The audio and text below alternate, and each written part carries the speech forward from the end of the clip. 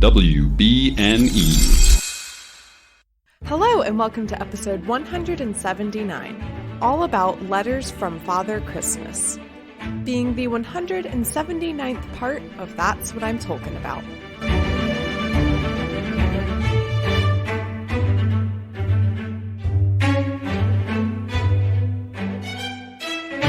Hello, my name is Mary Clay. If that's too complicated for you, just call me MC.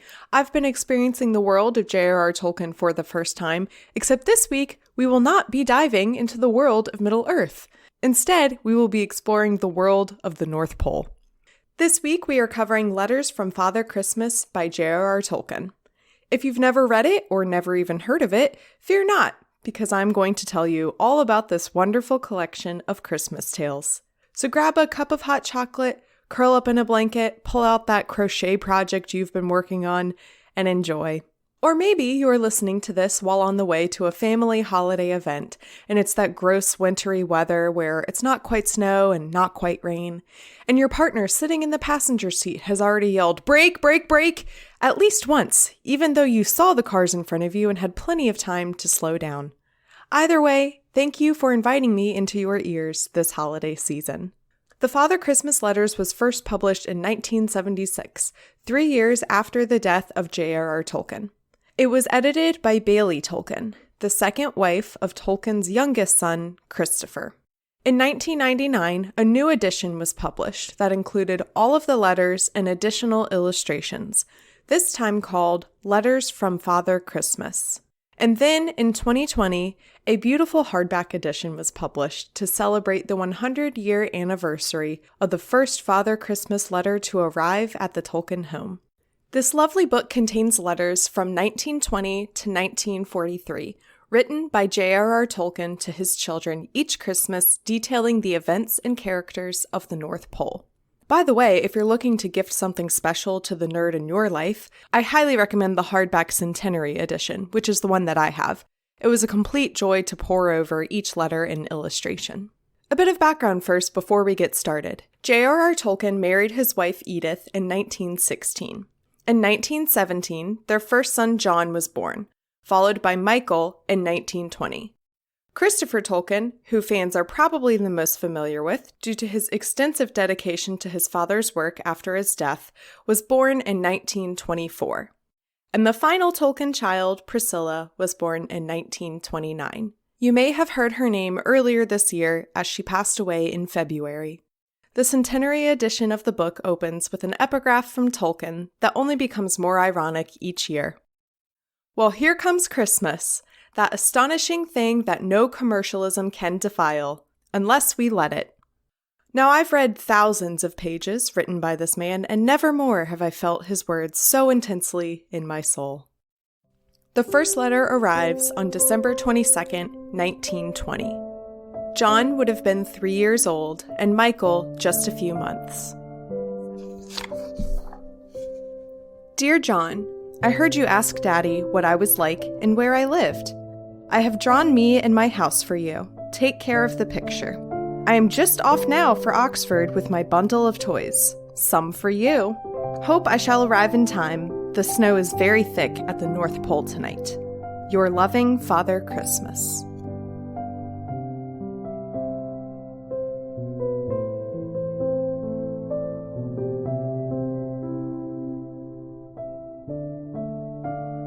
One of the best parts of this book is imagining what the Tolkien family was like in their early days, well before the publication of The Hobbit. I can imagine precocious toddler John asking his mother and father a variety of questions about Father Christmas, or as others may call him, Santa Claus.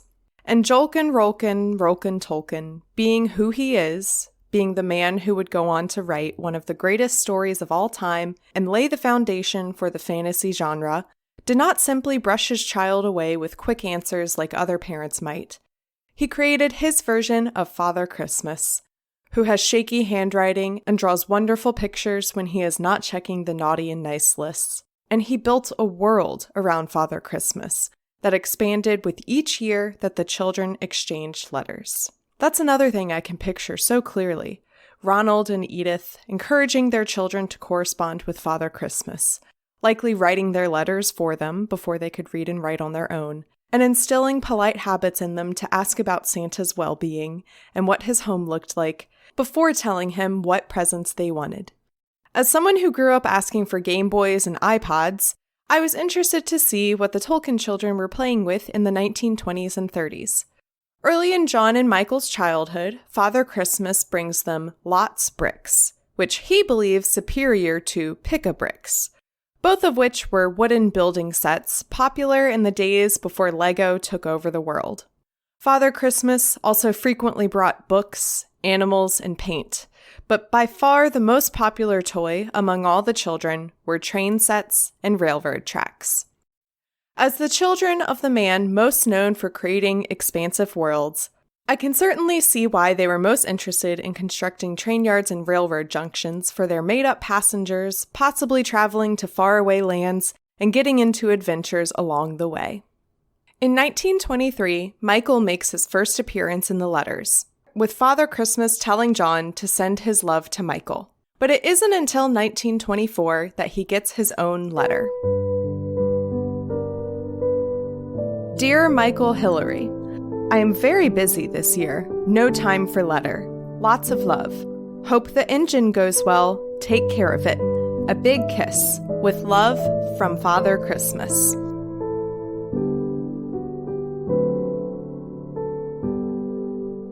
There are some years, such as with this letter in 1924, that I wonder if Tolkien fell prey to a busy holiday season and didn't remember to write letters until perhaps his children wondered aloud if Father Christmas would be writing them that year. Some years, he mentions that there weren't any elves to spare to collect and send his messages, which is why some letters arrive on Christmas Day along with their presents. But he more than makes up for the occasional tardy letter with what else but world building.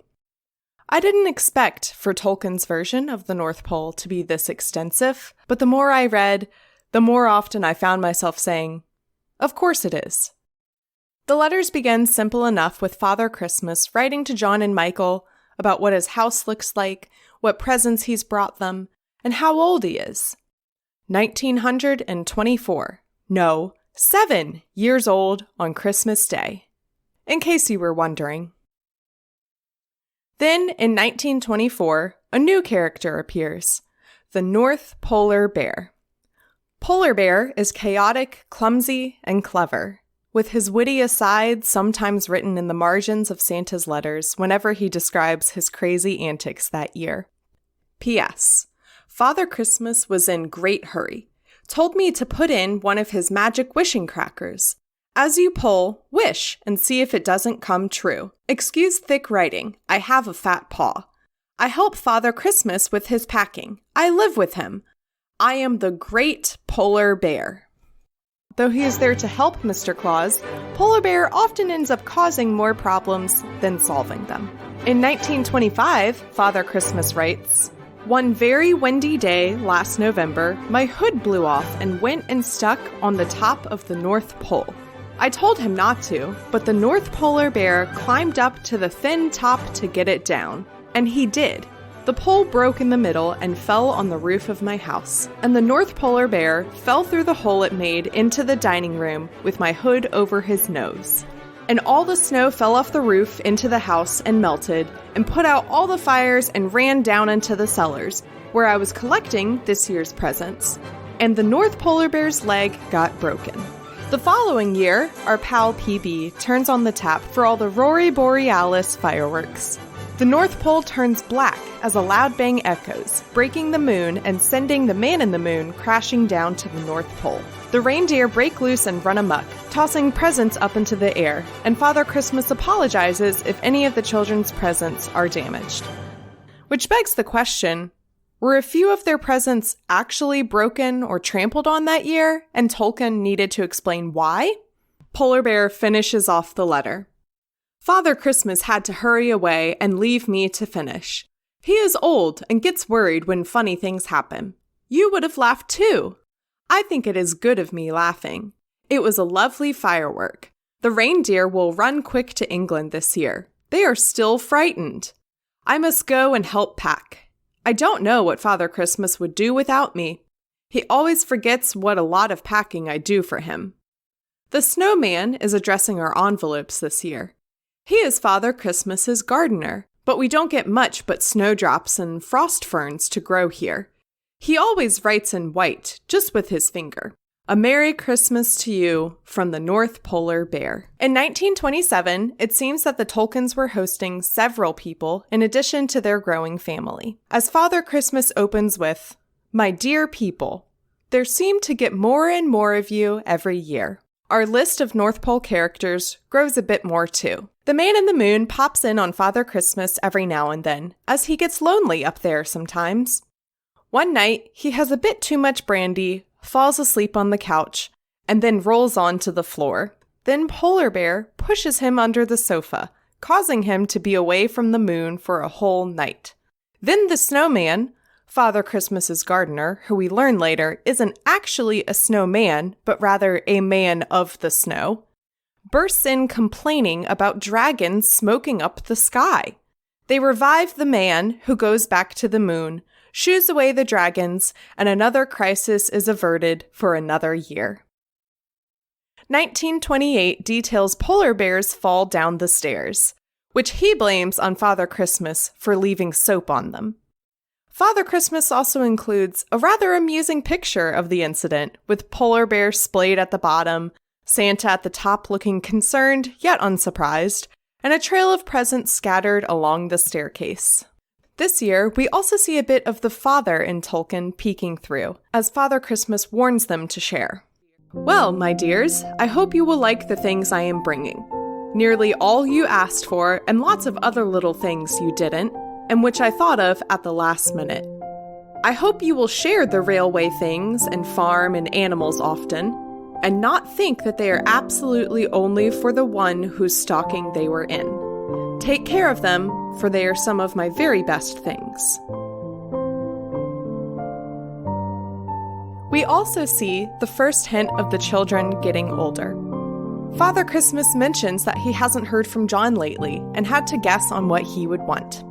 There are other references like this throughout the letters. Years where the children haven't written as much as they used to, or when it's one of the children's last years to hang up their stocking for Santa Claus to fill. I wonder if the older children found the letters silly when they grew into teenagers, who I know usually have a proclivity for eye-rolling and sulking.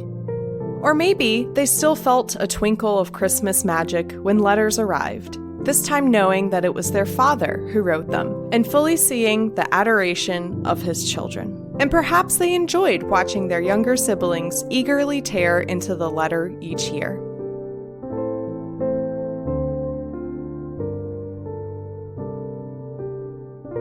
By 1929, the Tolkien house is full of love with the birth of Priscilla. "Dear boys and girl," Father Christmas writes. This year in the North Pole, they hosted a big bonfire with the snow elves and set off rockets and sparklers. And if you're wondering what PB got up to, well, he opened a window that let a gust of wind into Santa's workshop and mixed up all the letters and lists. Though, of course, he laughs it off and does not seem concerned. As bittersweet as it is reading about the children getting older, it's also wonderful to see them growing up. It seems, as they get older, they are more and more capable of writing their own letters and sharing their own thoughts with Father Christmas, rather than having to ask someone to write it down for them. Christopher, in particular this year, has been excited to correspond with Father Christmas, and receives a fountain pen to use for his future letters. In 1930, Michael and Christopher are excited for Christmas. John is now 13 years old and likely considered himself too old for writing letters. And Priscilla is just 1, so of course, she's not writing just yet. It's November 28th, and according to Father Christmas, he has already received lots of letters from Michael, Christopher, and even their toys and stuffed animals. It seems that Tolkien could not keep up with them this year, as the Father Christmas letter does not arrive until Christmas Eve, and apologizes for not being able to always respond. Polar Bear was recently ill, having been lost in the snow while looking after the reindeer. Although Father Christmas admits, "I did not miss him or go to look for him for a long while," he seems frustrated at his lack of help that year. Polar Bear recovers, though, in time for their party with Snow Boys and the Polar Cubs, who are Polar Bear's nephews, come to visit. Father Christmas says that he would like to talk more about his green brother and his father, Grandfather Yule, but has run out of time. I don't believe that Grandfather Yule is really mentioned again in the letters, but the green brother comes up a few times. I doubt Father Christmas meant the green brother who wrote The Fault in Our Stars or the green brother who makes TikToks about not eating grass, but he never fully explains who he is. So I have to guess that the green brother is Father Christmas's brother who dresses in green, and perhaps he lives in the South Pole and delivers presents on Easter or St. Patrick's Day. In 1931, it seems that the children are at the height of their excitement for the holiday because a letter has already arrived for them by October. With Michael being 11 and Christopher being 7, I can see how their energy would bounce off of each other, winding the other up for a holiday so many months away that even Father Christmas admits he hasn't begun to think about it. Perhaps they were a little too into Christmas this year, making long wish lists or acting a bit more naughty than usual, because Father Christmas heeds them another fatherly warning. We have both, the old polar bear and I, enjoyed having so many nice letters from you and your pets. If you think we have not read them, you are wrong. But if you find that not many of the things you asked for have come, and not perhaps quite as many as sometimes, remember that this Christmas, all over the world, there are a terrible number of poor and starving people. I, and also my green brother, have had to do some collecting of food and clothes and toys too, for the children whose fathers and mothers and friends cannot give them anything, sometimes not even dinner. I know yours won't forget you. So, my dears, I hope you will be happy this Christmas and not quarrel, and will have some good games with your railway all together. Throughout the letters, you can certainly tell that it's Tolkien, a father, writing to his children. And then there are times when you see that it's Tolkien, the author of Lord of the Rings. For instance, Polar Bear's nephews now have names, Paksu and Valko Tuka, which mean fat and white hair in their language. Yes, Tolkien has a North Pole language called Arctic, which is just the first invented language he introduces throughout these letters. There's also Goblin, because yes, of course, there are goblins too, and Elvish. Now, I don't know enough about Middle-earth Elvish to know if the Elvish used by the North Pole elves is a predecessor to the same Elvish spoken by Galadriel and Legolas. But when it first appeared in the letters, it seemed so obvious that it should be there. Of course, Santa's elves speak Elvish. I also see a bit of Tolkien's apprehension over the modernizing world poke through, just like with the themes of anti-industrialization that come through with Saruman. Goodbye now. I shall soon be off on my travels once more. You need not believe any pictures you see of me in aeroplanes or motors. I cannot drive one and don't want to. And they are too slow anyway, not to mention smell. They cannot compare with my own reindeer, which I train myself. It looks like this was the last year that all of the Tolkien children would have celebrated Father Christmas together. And like so many things Tolkien did, it's incredibly poetic that John would be outgrowing some traditions, just as Priscilla, the youngest, begins them. I'm expecting that John, although he is now over 14, will hang up his stocking this last time.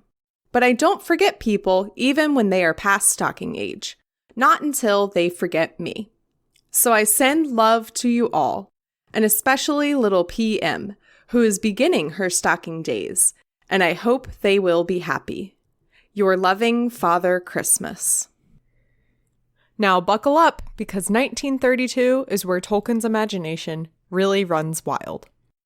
Polar Bear has gone missing, and it's not until 2 weeks later that Father Christmas receives a knock on the door. Mr. Cave Bear has come to inform Father Christmas that Polar Bear has wandered into the caves and been lured further inside by goblins. Now, the North Pole goblins, you'll be glad to know, are not like the goblins and orcs we see in Middle-earth. Father Christmas explains, "Goblins are to us very much what rats are to you, only worse because they are very clever, and only better because there are, in these parts, very few. We thought there were none left. Long ago, we had great trouble with them. That was about 1453, I believe. But we got the help of the gnomes, who are their greatest enemies, and cleared them out." So Father Christmas grabs some special torches from his cellar and follows Mr. Cave Bear to rescue Polar Bear. Scared off by the light, the goblins retreat, and they are able to find Polar Bear, who has become so skinny that he soon would have been able to squeeze between the tight cave cracks and escape. A bit more exploring of the caves reveal drawings on the walls by the first cave bears, soon followed by cave men, and at last the messy scrawlings of the goblins. Polar Bear even sends a letter of the cave rune alphabet for everyone to interpret. When they return to Father Christmas's home, they make the horrific discovery that all of the presents in the cellar are missing. Those pesky goblins had dug a tunnel to his cellar and stolen everything. Soon, our North Pole crew are at war with the goblins, smoking them out of the tunnel and sending red gnomes from Norway after them. The gnomes promise to deal with every last goblin, but Father Christmas isn't so sure that they've seen the last of them. Luckily for the Tolkien children, everyone is able to pitch together to get the sleigh packed up and ready for Christmas, though some of their trains and railways may have been lost along the way. And again, I wonder, was this simply a year that many parents experience when Christmas shopping? And Edith and Jolkin simply weren't able to give everything the kids asked for. And what a wonderful thing for a parent to do, to create an entire war of goblins and gnomes and polar bears as an explanation for why there might be a present or two missing in their stocking. Things are not much improved at the North Pole in 1933 as the Goblin War rages on. While our North Pole friends were hibernating during the summer, because of course they do, Father Christmas certainly needs his rest after a busy Yuletide season. The goblins were regrouping from all around the world, and now they are back with a vengeance. Perhaps most surprising of all is that it's Polar Bear who saves the day. In fact, Father Christmas says, he really is a nice old thing, and this time he absolutely saved Christmas. Though their teasing and bickering is all in good fun, it's nice to see Father Christmas show Polar Bear some appreciation. One night, Father Christmas wakes up to bat-riding goblins outside his window, the likes of which have not been seen since the Goblin War in 1453. All of a sudden, goblins are swarming the cottage, and Polar Bear is in full action mode. Polar Bear was squeezing, squashing, trampling, boxing, and kicking goblins sky high and roaring like a zoo, and the goblins were yelling like engine whistles. He was splendid. Followed by a note from Polar Bear that says, "Say no more, I enjoyed it immensely." Outside, the goblins are wreaking havoc on the reindeer, and Father Christmas has no choice but to blow the golden trumpet to summon everyone to fight. Although some elves were hurt and the best wrapping materials were lost in the battle, our North Pole pals emerge triumphant, and the goblins are run off once again. The pictures included portray quite the ordeal, and it's a wonder Father Christmas was able to deliver presents after all.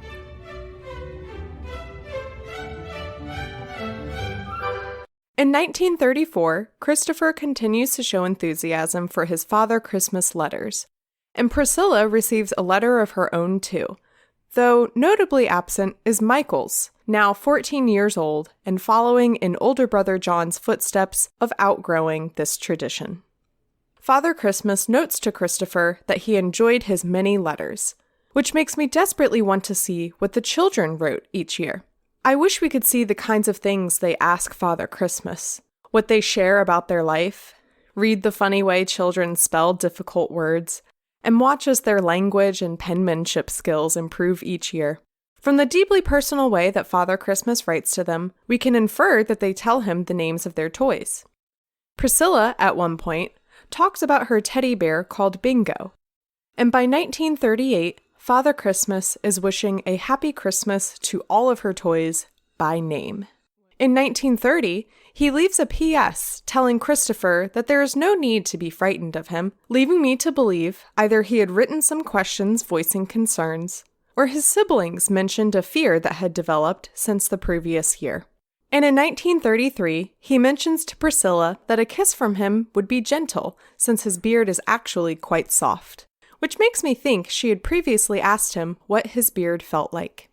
Ultimately, I can see why Bailey Tolkien would have left the children's letters out of this collection. For us, the readers, it's about what Tolkien created for his family. But for the family, these were very real, very precious memories of their beloved father that I can understand if they wanted to keep to themselves. Or maybe they simply lost the letters, since Father Christmas often tells us how much they wrote to him. So back to 1934. A peace has settled over the North Pole with no goblins in sight. Polar Bear's nephews seem to take after their uncle and get into mischief, like eating all the mincemeat and unpacking presents to play with. Otherwise, the gang kept busy with a giant tree from Norway that they stood in the middle of a frozen pond and decorated together. While the weather in 1934 was quite mild, perhaps giving everyone a reprieve after the disastrous goblin battles the year prior, snowstorms are pounding the North Pole in 1935. Father Christmas includes a drawing of his home, buried in snow, with nothing but a cozy little door visible at the bottom of the hill. Viewers today might mistake it for an illustration of a wintry Bag End. In 1936, we see the stock list of the stores in the North Pole. 70,000 dolls, 8,000 Noah's Arks, 50,000 engines, 10,000 crackers, an unknowable amount of chocolate, and so on. We also made a new character, Ilbereth, the elven secretary to Father Christmas. That's right, Ilbereth, which I swear has to be a random name dropped in the Silmarillion somewhere because of how Middle-earthian it sounds. This year, Father Christmas is very busy, so he asks his secretary to write a more detailed letter to the Tolkien children. The Christmas business, Ilbereth explains, is beginning to take its toll on Father Christmas. So the red and green elves set to work, creating a number system for every child.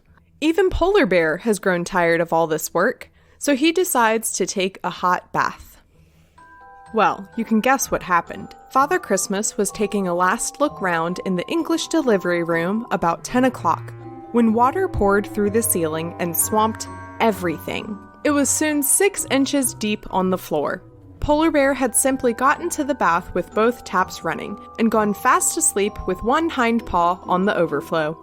He had been asleep 2 hours when we woke him. Father Christmas was really angry, but Polar Bear only said, "I did have a jolly dream. I dreamt I was driving off a melting iceberg and chasing seals." He said later when he saw the damage, "Well, there is one thing. Those children at North Pole Road, Oxford, may lose some of their presents, but they will have a letter worth hearing this year. They can see a joke, even if none of you can."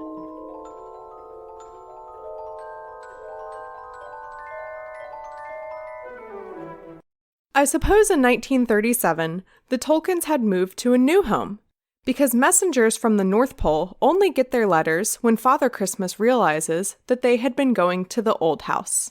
This year, Father Christmas says, "So I will now send you lots of love, and I do hope that I have chosen the best things out of your suggestion lists. I was going to send hobbits. I am sending away loads, mostly second editions, which I sent for only a few days ago. But I thought you would have lots, so I'm sending another Oxford fairy story." The Hobbit, of course, would have been published just a few months prior on September 21st, only one day before Bilbo and Frodo's birthdays. Then Ilbereth begins to write, and it looks like he and Polar Bear have been teasing each other a lot this year. Polar Bear chimes in with his asides every now and then, proclaiming "not true," and calling Ilbereth a rude little errand boy at one point. Polar Bear decides to decorate a tree in the garden by himself, which ends with him dangling from the tree and just a little bit on fire. Ilbereth calls him a silly old thing, and Polar Bear's fat handwriting just beneath it says he is neither. Luckily, he was rather damp, or he might have fizzled. I wonder if roast polar is good to eat. Ilbereth writes. Not as good as well-spanked and fried elf, Polar Bear cuts in. In 1938, it looks like Priscilla is the last of the children to still hang their stocking for Santa Claus. This year there are no pictures, but Father Christmas, Ilbereth, and Polar Bear send rhymes instead. Again this year, my dear Priscilla, when you're asleep upon your pillow, beside your bed, old Father Christmas. The English language has no rhyme to Father Christmas. That's why I'm not very good at making verses. But what I find a good deal worse is that girls' and boys' names won't rhyme either. And bother, either won't rhyme neither. So please forgive me, dear Priscilla, if I pretend you rhyme with pillow. As I was saying, beside your bed, old Father Christmas, afraid that any creak or hiss must wake you up, will in a twinkling fill up your stocking. At 12 or later he will arrive, and hopes once more that he has chosen from his store the things you want. Your 9:30, Ilbereth here writes in the margins. She is not a clock. Your 9:30, but still I hope you'll drop a line. For some years yet, and won't forget, old Father Christmas and his pet. The North Polar Bear and polar cubs as fat as little butter tubs, and snowboys and elves, in fact the whole of my household up near the pole. Ilbereth writes, Now Christmas Day has come round again, and poor North Polar Bear has got a bad pain. They say he swallowed a couple of pounds of nuts without cracking the shells. It sounds a polarish sort of thing to do, but that isn't all. Between me and you, he's eaten a ton of various goods and recklessly mixed all his favorite foods. Honey with ham and turkey with treacle and pickles with milk. I think that a week'll be needed to put the old bear on his feet. And I mustn't forget his particular treat. Plum pudding with sausages and Turkish delight, covered with cream and devoured at a bite. And after this dish he stood on his head. It's rather a wonder the poor fellow's not dead. Lastly, Polar Bear writes, Absolute rot, I have not got a pain in my pot. I do not eat turkey or meat. I stick to the sweet, which is why, as all know, I am so sweet myself, you thinuous elf. Father Christmas closes out. You know my friends too well to think, although they're rather rude with ink, that there are really quarrels here. We've had a very jolly year, except for Polar Bear's rusty nail. But now this rhyme must catch the mail. A special messenger must go, in spite of thickly falling snow. Or else this won't get down to you on Christmas Day. It's 2:30. We've quite a ton of crackers still to pull, and glasses still to fill. Our love to you on this Noel. Until the next one, fare you well.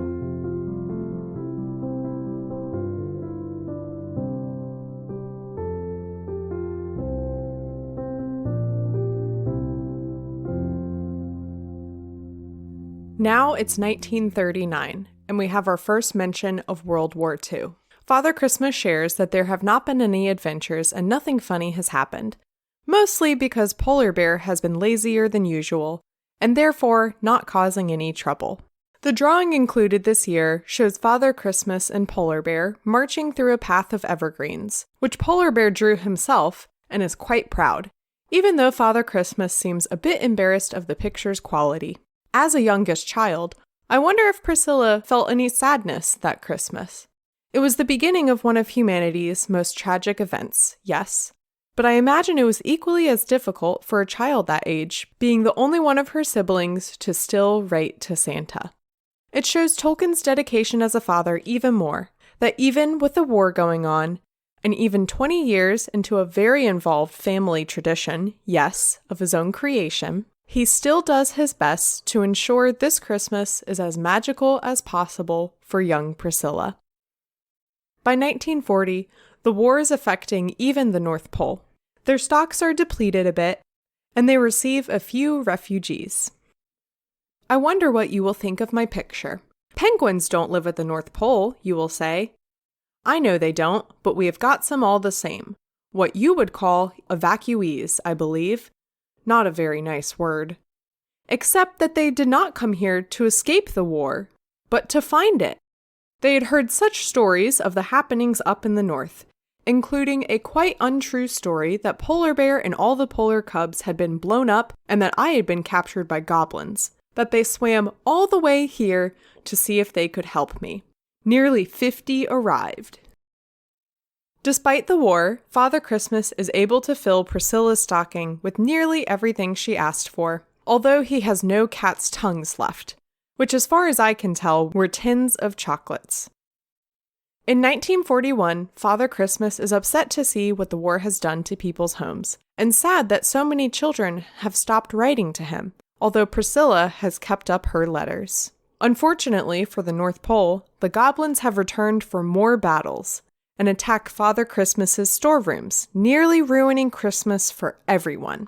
Father Christmas blows the great horn Windbeam, which sounds like the cut name of an int, and all the snowboys and polar bears and elves come to his aid. But it was Polar Bear who really saved the day, running out with torches in each hand. Later that night, he gets the idea to blow up the goblin tunnels with all of the fireworks and crackers that had been made in the workshop. Polar Bear is rather a hero. I hope he does not think himself so, Father Christmas says. I do, is written in Polar Bear's fat handwriting. By the time Christmas of 1942 arrives, Father Christmas has not received any letters from Priscilla. She is 12 years old now, about the age of her brothers when they too showed waning interest in Santa Claus. Despite the war that continues in Priscilla's world and the continuing battles against the goblins, all is now quiet in the North Pole. Father Christmas believes that the goblins really were defeated this time, and his horn Windbeam hangs on the mantelpiece, collecting dust. The snow this year is crisp, and stars shine on clear, frosty nights. Father Christmas prepares for his Boxing Day party, this year bringing the tree indoors.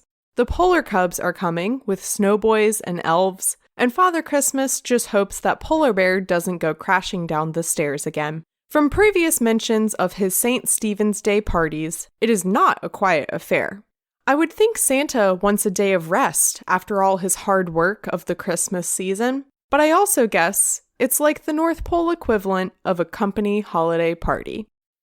Finally, 1943 brings what I'm sure so many parents dread, and what I'm sure was even harder for Tolkien to face, since he so clearly enjoyed connecting with his children in this special way. Priscilla is now 13 years old, so Father Christmas supposes that this will be his last year writing to her. My dear Priscilla, a very happy Christmas. I suppose you will be hanging up your stocking just once more. I hope so, for I have still a few little things for you. After this, I shall have to say goodbye, more or less. I mean, I shall not forget you.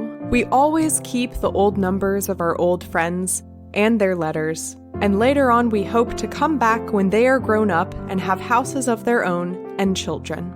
My messengers tell me that people call it grim this year. I think they mean miserable, and so it is, I fear, in very many places where I was specially fond of going. But I am very glad to hear that you are still not really miserable. Don't be. I am still very much alive and shall come back again soon, as merry as ever. There has been no damage in my country, and though my stocks are running rather low, I hope soon to put that right. Polar Bear, too tired to write himself, so he says. I am, really, Polar Bear chimes in. Sends a special message to you. Love and a hug. He says, do ask if she still has a bear called Silly Billy, or something like that, or is he worn out? Give my love to the others, John and Michael and Christopher, and of course to all your pets that you used to tell me about.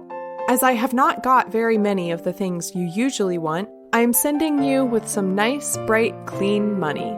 I have lots of that, more than you have, I expect, but it is not very much use to me. Perhaps it will be to you. You might find it useful to buy a book with that you really want. Very much love, from your old friend, Father Christmas.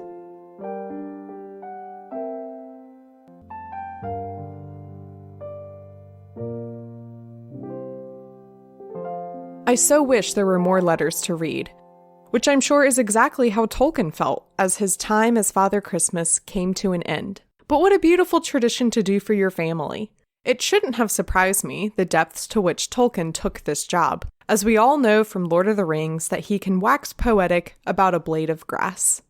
This gave me such wonderful insight into the Tolkien family.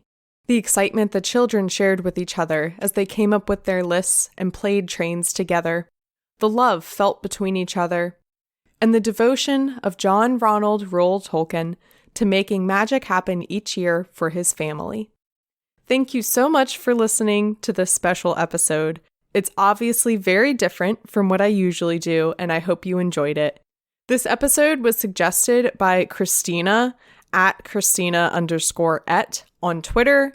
Thank you so much for this suggestion. I had no idea that this collection of letters existed, and I never would have known about it had you not suggested it, and what a wonderful thing to explore.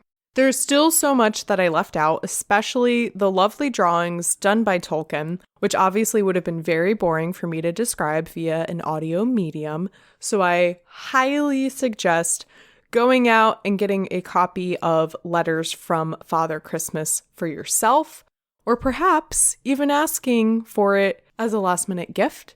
I'm sure you will receive a couple gift cards, perhaps, so this would be an excellent purchase to make with those gift cards. I just can't recommend experiencing it for yourself enough. That's What I'm Tolkien About is a proud member of WBNE. If you want to learn more about the network, you can go to wbne.org. The cover art is by Vaishon Brandon. You can support him on Instagram at Vaishon Designs. You can get merch for That's What I'm Tolkien About by going to tpublic.com/user/TolkienAboutPod. You can follow the podcast on social media at TolkienAboutPod, and you can follow me on Twitter and TikTok at MCWhatsup and on Instagram at MCTurnDownForWhat.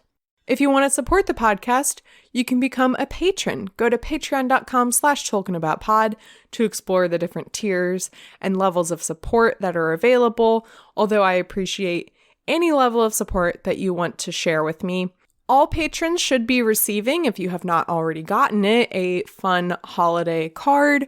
Just another way to show my appreciation for all of you because you really are amazing. You can also join the shout out tier to become a sponsor of the podcast. As I was addressing all of the letters, I got very worried that I have skipped some sponsors or have gotten out of order. So we're just going to do a clean slate and I'm going to list all of the sponsors right now. So I sincerely apologize if I have missed you or you haven't gotten a shout out since you signed up, but we're gonna rectify that right now. Thank you so much to Alan, Johan, John, Josh, Steph, Taylor, Dave, and Oiver for sponsoring this podcast. You are all wonderful, and I hope you have a wonderful holiday season. I also hope all of my patrons, I also hope all of my listeners have a wonderful holiday season. Lastly, if you like what you're listening to, please make sure to rate and review. Thank you again for letting me be a part of your holiday season. I know this is not always an easy time of year for everyone, so I just hope that I was able to keep you company for a little bit. So happy Christmas, happy Hanukkah, happy Festivus for the rest of us, and that's what I'm Tolkien about.